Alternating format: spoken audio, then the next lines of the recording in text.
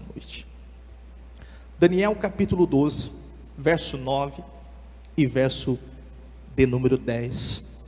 Quero falar sobre o tempo do fim. Amém? Diz assim, Daniel 12, 9. E disse ele: vai, Daniel, porque estas palavras estão fechadas e seladas até o tempo do fim. Muitos serão purificados e embranquecidos e provados, mas os ímpios procederão impiamente, e nenhum dos ímpios entenderá, mas os sábios entenderão. Amém. Só o finalzinho aqui, ó. Mas os sábios entenderá o que? O que ele disse no verso 9, no final: até o tempo do fim. Aí o verso 10: mas os sábios entenderão. Eu fico alegre porque Jesus é lindo, e a forma que Jesus se revela a nós, Jesus, ele dá graça ao Pai, dizendo: obrigado porque ocultaste as coisas aos grandes, mas revelaste aos pequeninos. E com isso, através da ação do Espírito de Deus na nossa vida, dá a nós a oportunidade de entendermos os desígnios estabelecidos desde a criação do mundo até agora. E é notório que nós, quando falamos sobre o final dos dias, é comum e é notório a gente já ter esse procedimento, essa visão sobre isso. Só que com muito carinho eu quero que você entenda. Por quê? Porque o culto nosso, ele não pode ser apenas ofertado. O nosso culto, ele precisa ser planejado. Vou repetir: o nosso culto não pode só apenas ser ofertado, mas precisa ser planejado. Por quê, pastor? Porque dizemos: oferte o teu culto a Deus, mas não é porque eu vou ofertar que eu não posso me planejar. Quando você vai e é convidado para um casamento, padrinho de casamento, vamos falar dos noivos não, vamos falar aí que você me convida para ser padrinho de casamento. Aí, pega aí quem está na fila. Quando você me dá convite, desde o momento que eu pego o convite e entendo, eu já preciso me planejar. Por quê? Porque a gente, homem ainda é mais fácil, né? Mas a gente precisa colocar o terno, né? Passar um noguete no sapato, se o sapato está a tempo, né?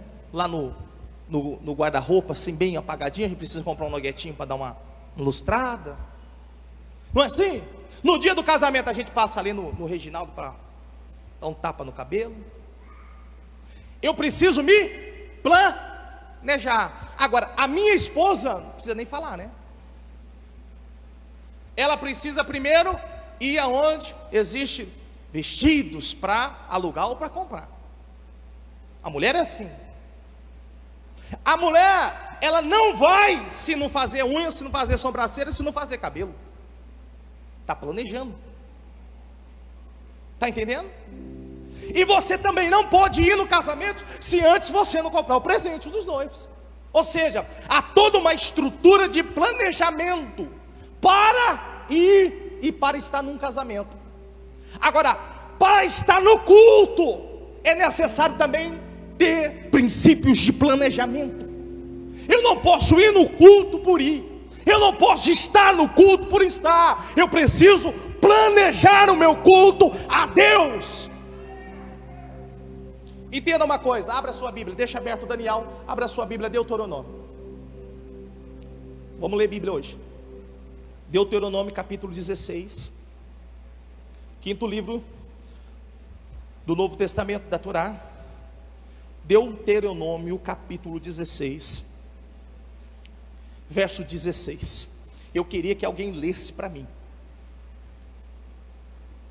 com uma voz bem gostosa, bem audível. Deuteronômio 16, 16.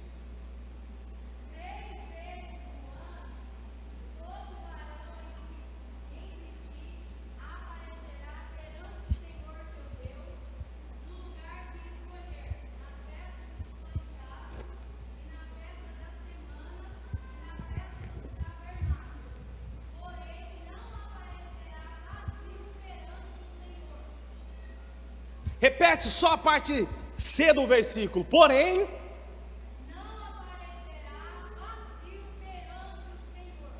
Planejamento. Verso 17, não está falando de ofertas somente. Verso 17, Paulo. Cada qual conforme o seu.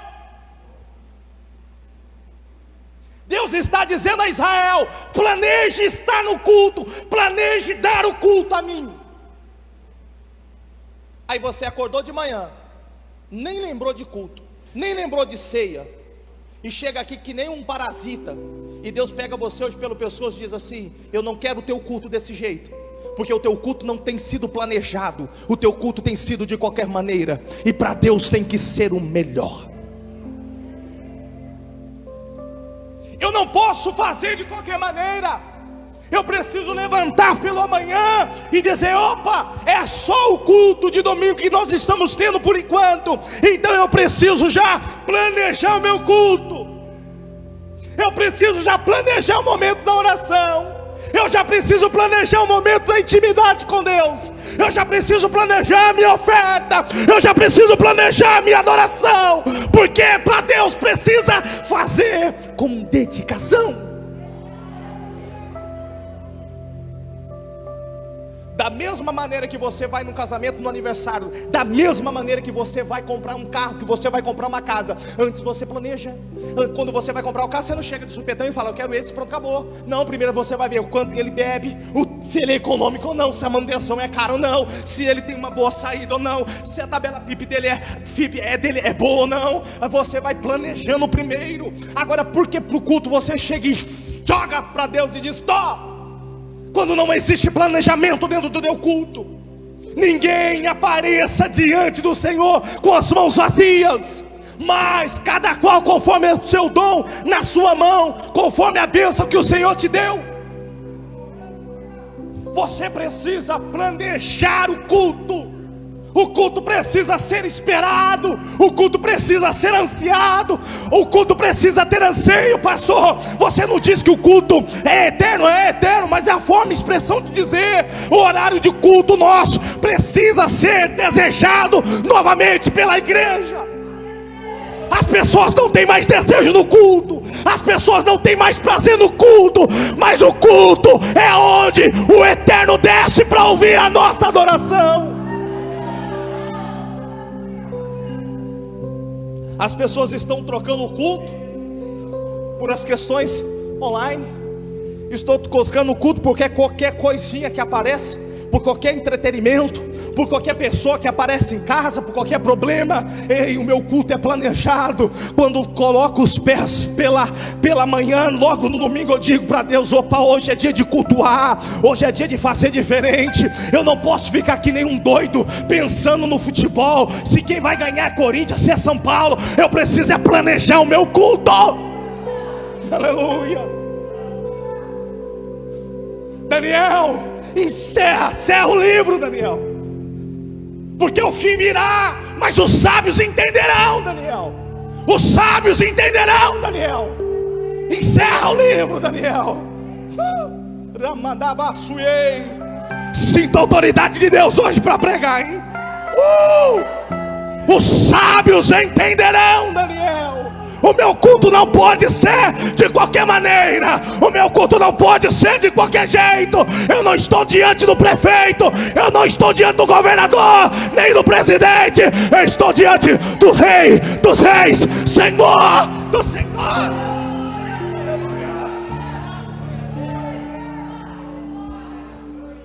Aleluia.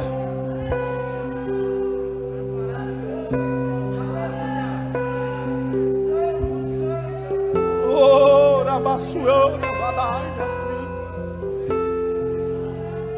eu planejo tantas coisas, mas eu não consigo planejar um culto gostoso a Deus.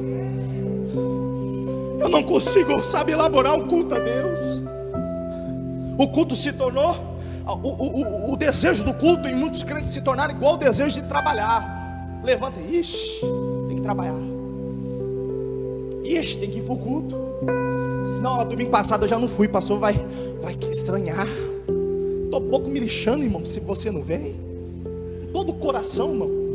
Estou falando para Deus, fala, Deus, se ficar 5, mas se fique 5 cheia do teu Espírito.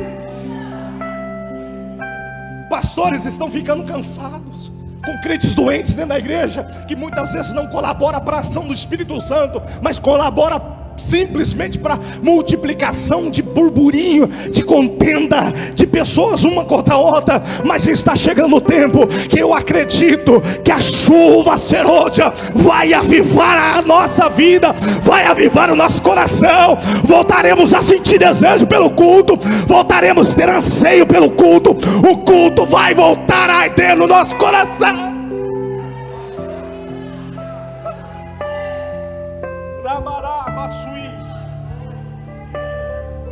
Meu Deus, aguenta aí, irmãos.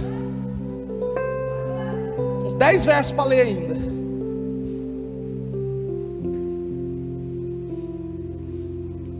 Quantas pessoas estão ofertando um culto? Quer ver? Quantas pessoas não veio na ceia porque não quis? Peraí, o que é ceia? Um momento de celebrar, sabe, o ato salvífico na cruz.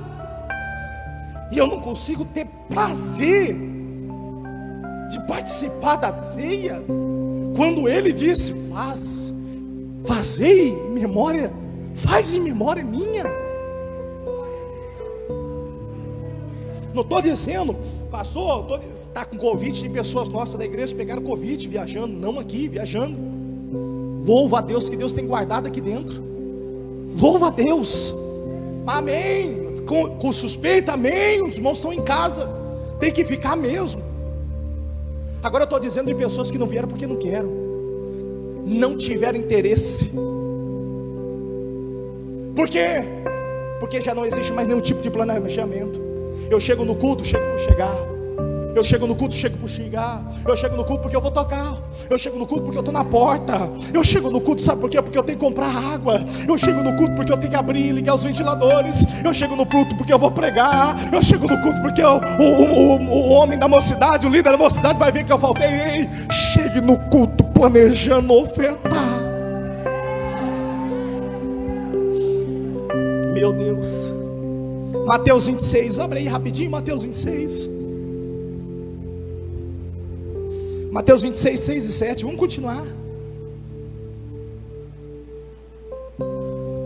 Olha o que essa mulher fez. E estando Jesus em Betânia, em casa de Simão, o oleiro, a tradução está dizendo leproso, mas o original hebraico o original grego koiné, oleiro. 7, e aproximou-se dele uma mulher com um vaso de alabastro com unguento de grande valor, e derramou sobre a cabeça quando estava sentado. Preste atenção. Jesus foi à casa de Simão o oleiro. A mulher planejou tudo isso. Primeiro, a refeição não era para essa mulher estar, então ela planejou tudo antes. Eu imagino a mulher dizendo, olha, eu fiquei sabendo que ele foi convidado para comer na casa de Simão. Quer saber? Eu vou em casa pegar o que eu mais tenho de precioso. Eu imagino aquela mulher chegando na estante do guarda-roupa, abrindo e tirando aquele vaso. aquela coisa preciosa. Eu imagino a mulher colocando assim, sabe, num paninho, escondendo, dizendo: eu vou entrar lá dentro, eu vou quebrar nele. Porque existia um planejamento em ofertar a Deus. Ela planejou o culto, ela planejou ir, ela planejou quebrar, ela planejou ofertar, ela planejou adorar. Quantos estão indo aos cultos? Quantos estão participando até mesmo da mesa do Senhor, do Kiddush, da ceia, como costumamos dizer, mas não estão planejando mais o culto a Deus? O culto está sendo ou está fazendo por fazer.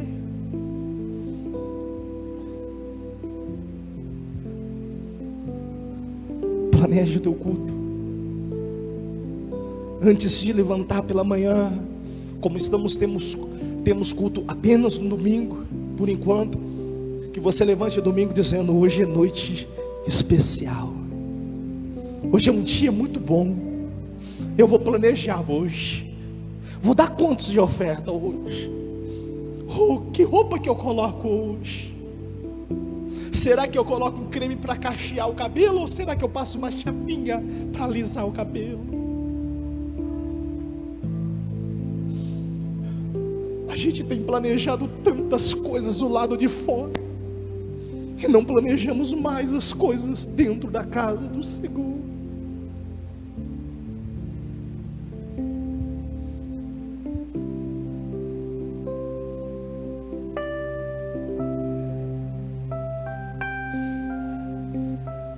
Que o Espírito nos desperte, que o Espírito nos desperte. Ramanai Asura Balai.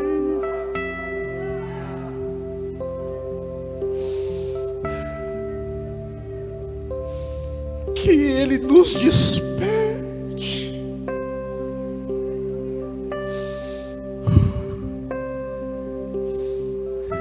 Grande.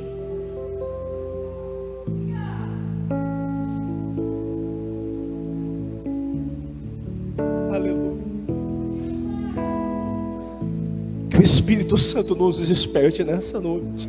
Nem se eu não pregar, irmãos, nem se eu não pregar, mas eu quero falar o que Ele tem colocado no meu coração.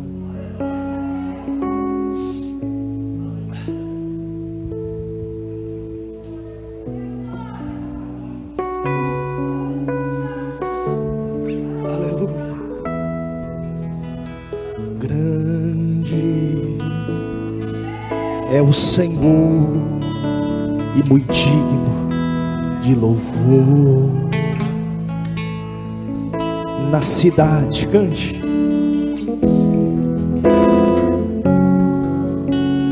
Alegria, alegria de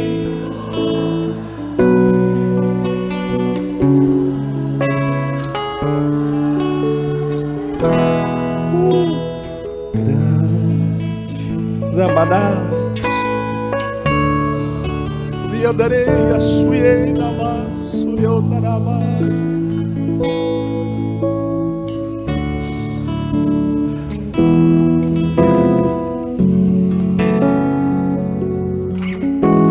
Por isso diante dele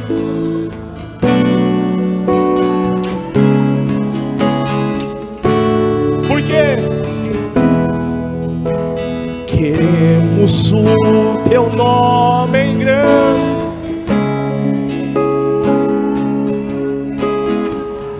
e agradecer-te, pois tua obra em nossas vidas confiamos em teu ir. Trabalharás, pois só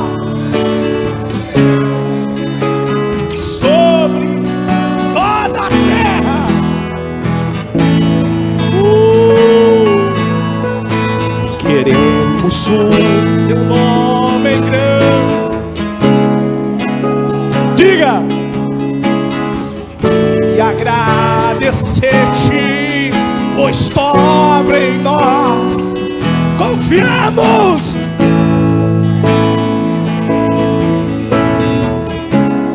Pois só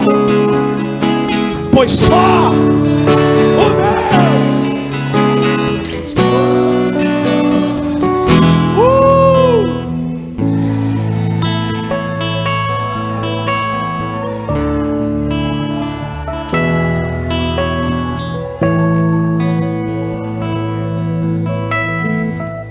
Que o Espírito Santo nos desperte hoje.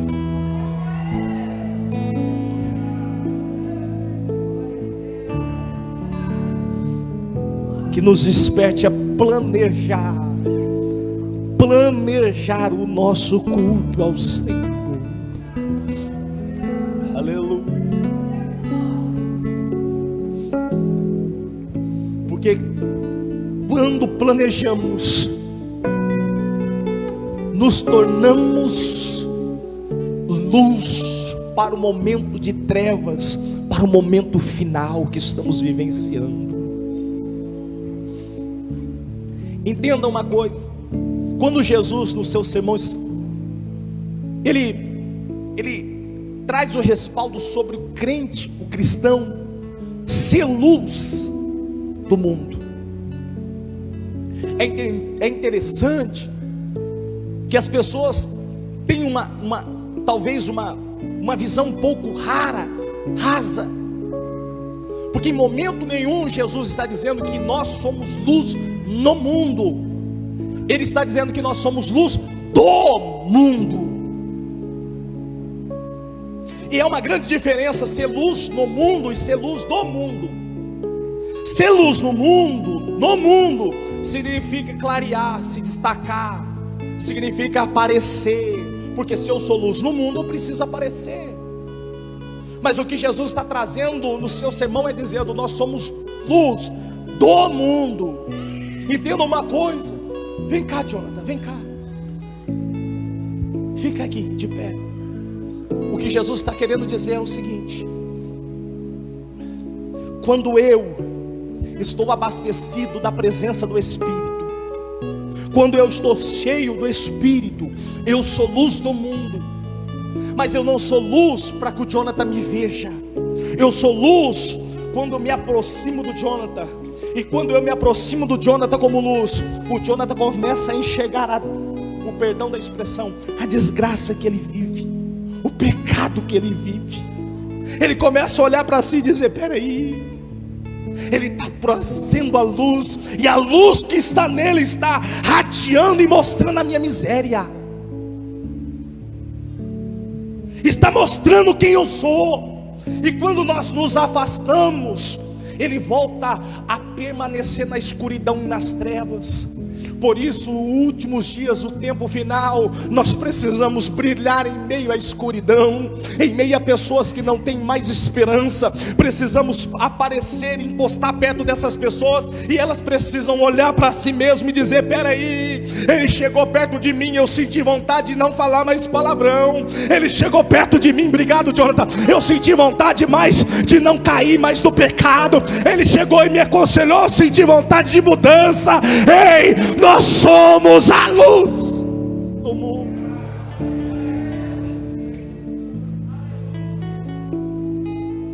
Daniel, meu Deus, Jesus, deixa eu pregar hoje.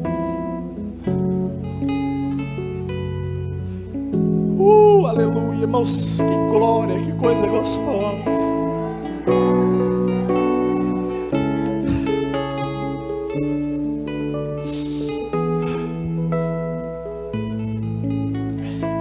Daniel, sela o livro, Daniel. Sela o livro. Até o tempo final, até o tempo do fim. Aí eu começo a pregar. Muitos serão purificados.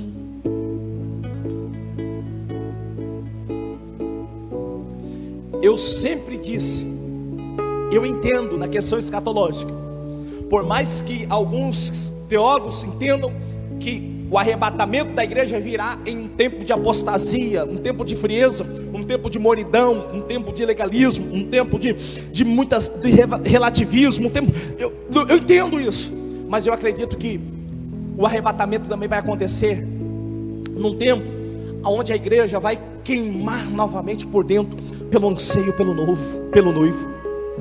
Sabe por quê? Sabe por quê? Quem já casou sabe disso. Quem já casou sabe disso. No dia do casamento, eu me lembro muito bem, eu já estava no meu apartamento sozinho. Eu me troquei dentro do meu apartamento sozinho. E de repente eu fui para a sacada, e quando eu olhei para a sacada, eu falei assim: existe ainda 15, 20 minutos disso ainda. E aqueles 15, 20 minutos começaram a tomar o meu coração e o meu corpo como uma forma de ansiedade. Assim precisa ser a nossa vida nesses últimos dias. Precisa ter sobre nós a ansiedade do grito daqueles que estão à nossa volta, e do amigo do noivo dizendo: aí vem o noivo.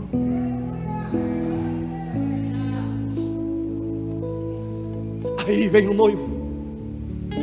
Precisa brotar em nós. E segundo aquilo que Joel, ele vai trazer sobre o povo de Israel, a nação, dizendo sobre a chuva temporânea e a chuva serôdia. A chuva temporânea era a chuva que representava o início da colheita, era uma preparação para que o povo ou o agricultor plantasse. Ou seja, a chuva temporânea era as primeiras chuvas, chuva para o plantio, chuva para preparar a terra. Mas a chuva serôdia era a última chuva, as últimas chuvas, e eram chuvas para a colheita final, para tirar aquilo que se plantou, para tirar da terra o que foi plantado. Eu entendo que a colheita, ou que a chuva temporã, foi no dia de Pentecostes, quando a igreja foi incendiada pelo poder do Espírito Santo. Mas eu acredito que ainda há uma chuva serôdia correndo pelos últimos dias, dizendo: desperta, Jesus está voltando, vamos subir no arrebatamento. O fogo ainda queima, ainda arde o coração ouvir a palavra do arrebatamento, ainda arde o coração ouvir que Jesus está voltando, ainda arde o coração dizer que Jesus em breve vem, ainda arde o coração, porque estamos prontos, nos preparando para o grande dia.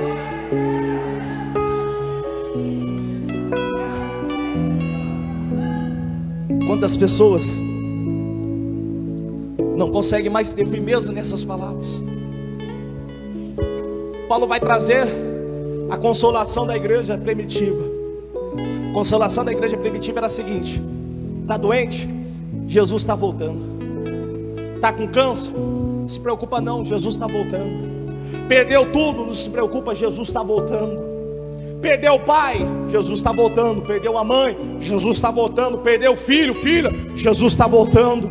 A consolação nossa nos dias atuais tem sido diferente, mas eu acredito que o Espírito está despertando e levantando os remanescentes, e existe dentro da igreja aqueles que ainda estão queimando por dentro. Existe dentro da igreja nesses últimos dias homens e mulheres que estão dizendo: eu vou orar mais, eu vou consagrar mais, eu vou ler mais, eu vou buscar mais, eu vou planejar o culto mais. Aleluia. Eu vejo o Espírito Santo despertando. Eu vejo o Espírito Santo despertando. Eu vejo o Espírito Santo despertando a igreja. Eu vejo o Espírito Santo colocando na igreja o desejo contra o pecado. Eu vejo pessoas dizendo assim, ó, existe pessoas nos dias agora, dentro da igreja, dizendo assim: eu não vou errar mais não, eu não vou pecar mais não, eu vou sair disso, eu vou sair daquilo, eu vou começar a orar, Ei, o Espírito está despertando a igreja. Rabadabai, Rabassuie.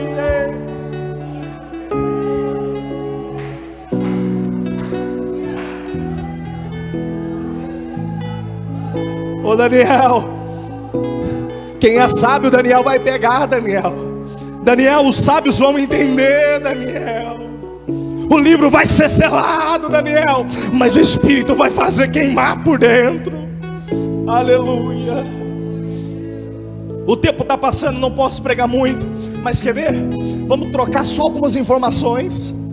estamos muito próximos daquilo que chamamos de grande acontecimento único, exclusivo, que será o despertar da igreja e o arrebatamento dela, o rapto da igreja para os céus.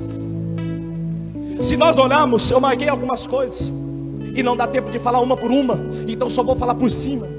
Mas se a gente for olhar, vamos dizer aquilo que Paulo vai falar em Romanos, a carta aos Romanos, capítulo 8, 22, sobre a natureza.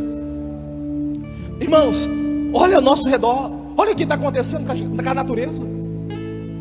Pastor, mas sempre aconteceu terremoto? Sim. Pastor, sempre aconteceu tsunami? Sim. Eu estou dizendo a proporção e a escala com que andam acontecendo.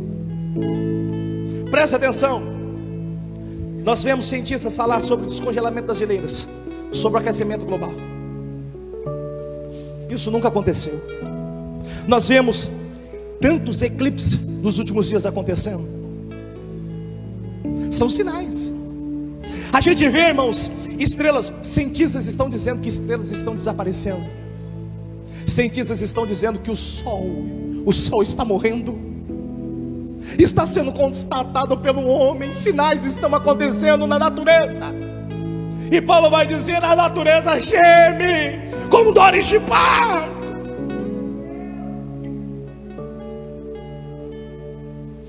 A gente viu nuvens de poeira, a gente viu gafanhotos, a gente viu uma pandemia entrando e alastrando e matando tantas pessoas. Será que não é um dos sinais, ou será que não é uma forma de despertar a gente para enxergarmos que precisamos voltar a encher novamente, para esperarmos o arrebatamento com tranquilidade? Olha o que está acontecendo à nossa volta. Vamos falar de relativismo. Certo virou errado, o errado virou certo. Hoje você, cada um troca mais e devolver, você é chamado de trouxa. As pessoas somem você. Se você achar a carteira na rua e devolver, você é um babaca. O relativismo tem tomado conta dos nossos dias. Pecado já não é pecado mais. Abra aí Malaquias, Paulinho, Malaquias 3,6, se não me falha a memória, abre aí. Malaquias 3,6.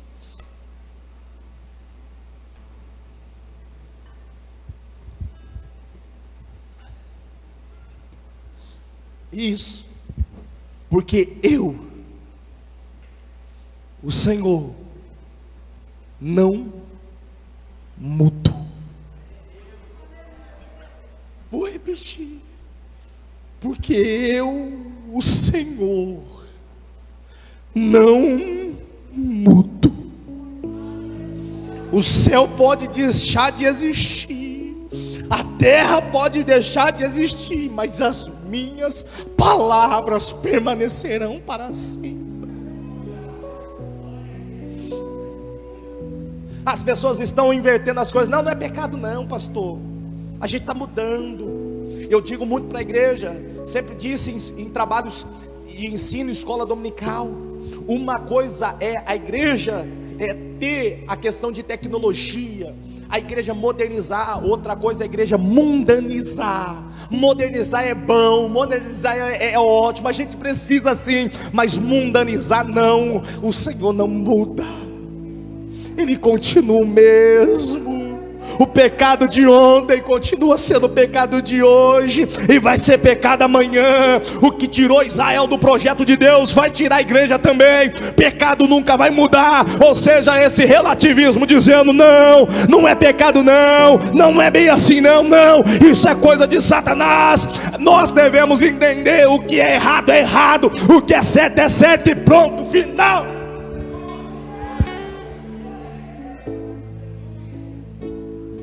Ele vai dizer à igreja, Apocalipse dizendo assim, ó: quem é santo se santifica mais, quem é profano, iníquo, entra mais na profana, seja mais iníquo, fique mais no pecado, porque Ele não quer ninguém no meio termo, em cima do muro, ou é ou não é.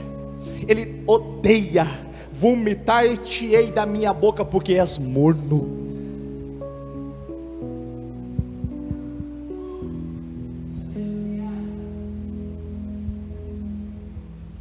Vamos falar de tecnologia. Falar. Olha aí. Temos recentemente Pix. Pago, recebo qualquer hora do dia, qualquer hora da noite, qualquer momento. Recebo, bateu, pegou. Tecnologia. 5G, 6G entrando na área. Tecnologia. Temos carro. Agora carros voadores que estão querendo entrar no mercado em 2023, carros que voam. Eu estava vendo uma reportagem de carro comandado por sistemas robóticos que andam sozinhos, dirigem sozinhos, coloca o GPS e ele vai para tal lugar sem ninguém no volante. Estamos vendo a Space Fox anunciando viagens de turismo para o espaço, pessoas que estarão indo ao espaço. Nós vemos aquele camarada, o que se tornou agora o maior milionário do mundo, a pessoa mais rica do mundo, dono da Elon Musk, é isso. Vendeu tudo que tem, as casas que tem, sabe por quê? Ele está querendo colonizar Marte. Vendeu tudo que tem, está morando de aluguel, o homem mais rico do mundo, dizendo assim: eu estou querendo investir, dono da Space Fox, estou querendo investir em Marte. A tecnologia está crescendo, a tecnologia está avançando, e Daniel capítulo 4 vai dizer: a ciência se multiplicará.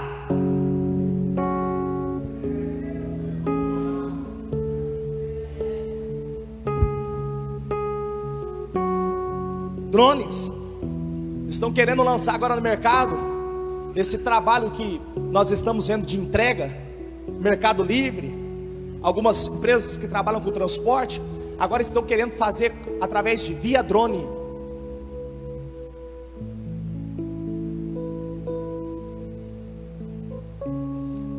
Nós sabemos que o drone está sendo usado em guerra, como forma de artilharia. Colocam-se armas no drone para matar pessoas. Consegue agora uma altura tremenda, uma base à altura, e consegue mapear tudo dentro da sua casa. O que dizer do sistema de controle artificial, onde o seu rosto está sendo gravado, as suas digitais estão sendo gravadas? Será que isso não está baseado naquilo que Daniel está dizendo? O tempo do fim?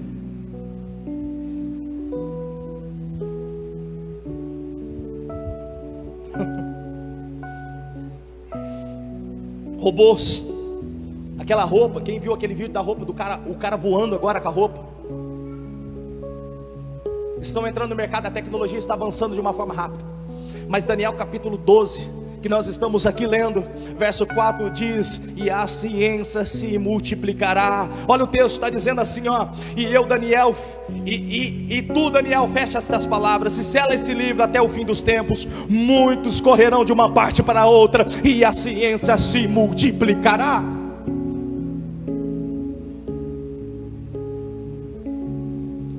Nunca tivemos um tempo onde precisamos viver em vigilância. E o próprio Jesus relatou isso. Os apóstolos relataram, Pedro relatou, para a gente tomar cuidado, para a gente vigiar. E estamos vivenciando esses dias. Não temos muito tempo. Por mais que a visão nossa talvez seja, talvez de 10, 20 anos. O que eu quero dizer é que você esteja preparado, porque não sabemos o dia e nem a hora que Jesus virá buscar a sua igreja.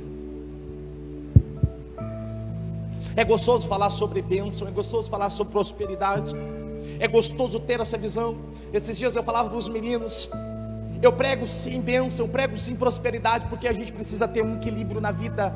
O apóstolo Paulo disse que uma das qualidades do crente é ter temperança. Precisamos ter equilíbrio, porque existem pessoas que ficam tão ligadas ao arrebatamento, esquecem da vida, esquecem de trabalhar. E trabalhar não é pecado, nunca foi. Na realidade, nós, colonizados aí com essa cultura catolicista, A gente tem trabalho como penitência, mas trabalho bíblico, trabalho, se você for na Europa, trabalho nos Estados Unidos, irmãos, é sinal de presente de Deus, é bênção. Então tira da sua cabeça, chegar no céu não vai trabalhar. Porque tem crente que acha que eu vou para o céu porque no céu eu vou precisar trabalhar. Ô filho de Deus, o único lugar que eu acho que precisa trabalhar é o inferno.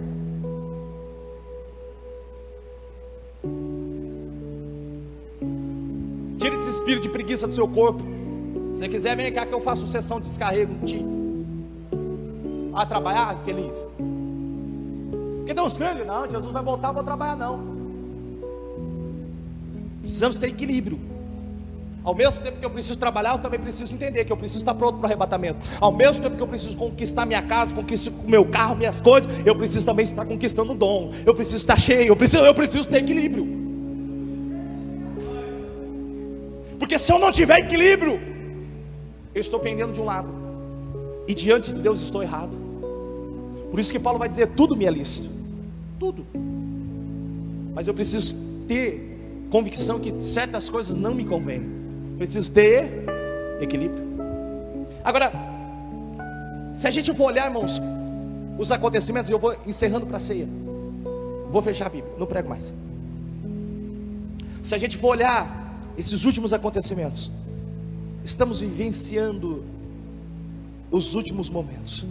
Eu me alegro muito, festejo muito o meu coração, porque tenho visto nos últimos dias, principalmente a entrada de 2021, eu tenho visto e ouvido pessoas falando sobre desejo de buscar a Cristo. Pega aqui, presta atenção aqui em mim. Eu estou sentindo e vendo pessoas desejosas novamente a se encherem. Eu estou recebendo pessoas dizendo, sabe, pessoas confessando o pecado. Oi aí. Tem pessoas entrando em contato com a gente, falando, eu estou nisso, eu estou preso aqui. E eu sinto o Espírito Santo soprando. E nessa manhã, eu pela manhã, buscando a Deus, fazendo minha preparação para o meu culto. Eu fico muito feliz dessa preparação do culto. E quando eu estava preparando o culto, eu apresentando a igreja, e eu ouvi o Espírito de Deus claramente falando no meu coração. E eu falei para minha esposa sobre isso, porque para mim é tamanha uma responsabilidade isso. E o Espírito Santo me levou, quando a gente tem aqui o costume de ir para o rancho, o Espírito Santo me levou na frente da churrasqueira. Eu vi a churrasqueira, e eu me vi acendendo o fogo da churrasqueira. E o Espírito Santo me perguntou: o que você coloca entre o carvão? E eu respondi: eu coloco um papel higiênico com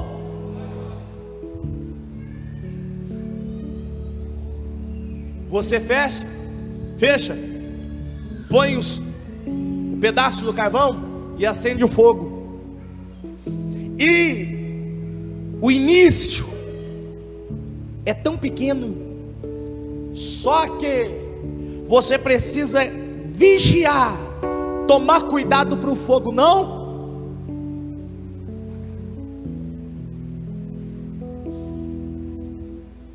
Aí o Espírito me trouxe o quarto e disse: eu estou acendendo fogo, toma cuidado para não apagar. Toma cuidado para ele não apagar. Pro lado de fora está toda a estrutura do carvão, mas pro lado de dentro tem um pouco de óleo, tem uma brasa, tem um pouco de fogo queimando. Toma cuidado para o fogo não terminar, para o fogo não apagar, porque quem sabe, quem já acendeu churrasqueira sabe o que eu estou dizendo. Qualquer tipo de movimento, o fogo, qualquer vacilo, o fogo.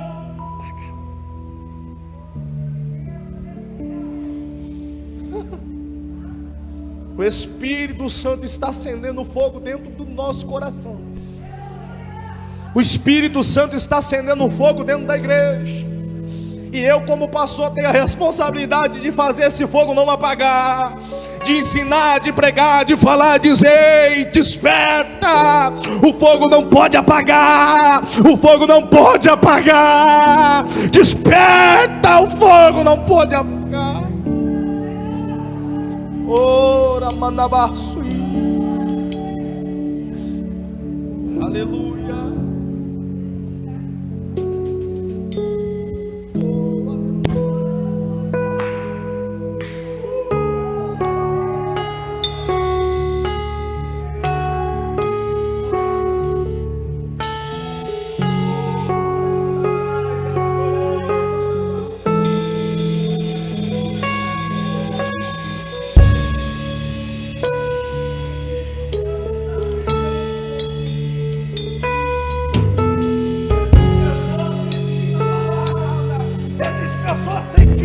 O toque, pessoas serem impactadas pela ação do Espírito.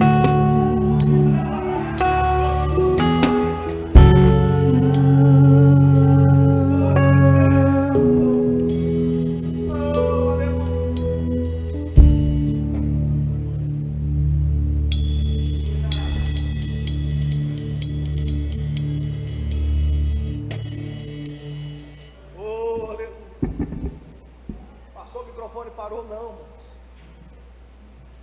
Estou sentindo uma coisa tão gostosa que eu deixei até o microfone lá. Estou crescendo. Eu não sou artista da igreja. Eu sou sacerdote desse lugar. Eu não preciso usar algo para incentivar ninguém a buscar Deus, não. Eu só quero dizer que eu estou vivenciando agora. Existe uma glória de Deus sobre a gente, existe uma ação do Espírito Santo.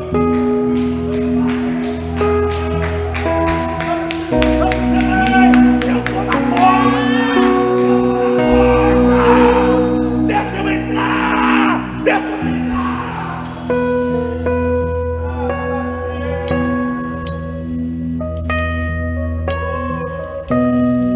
Você tem um Eu procurei em outro lugar, em outras pessoas,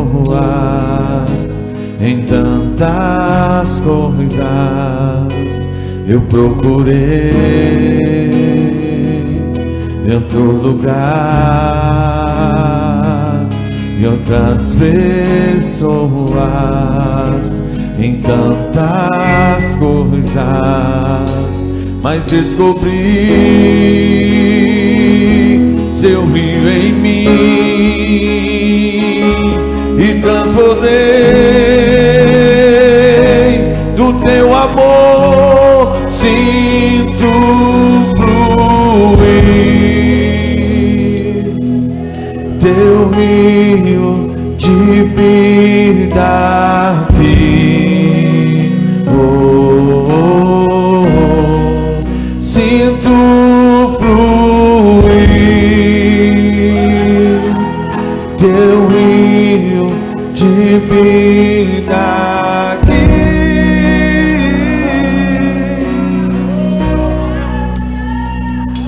Eu procurei em outro lugar, em outras pessoas, em tantas coisas. Eu procurei em outro lugar, tantas pessoas, em tantas coisas, mas descobri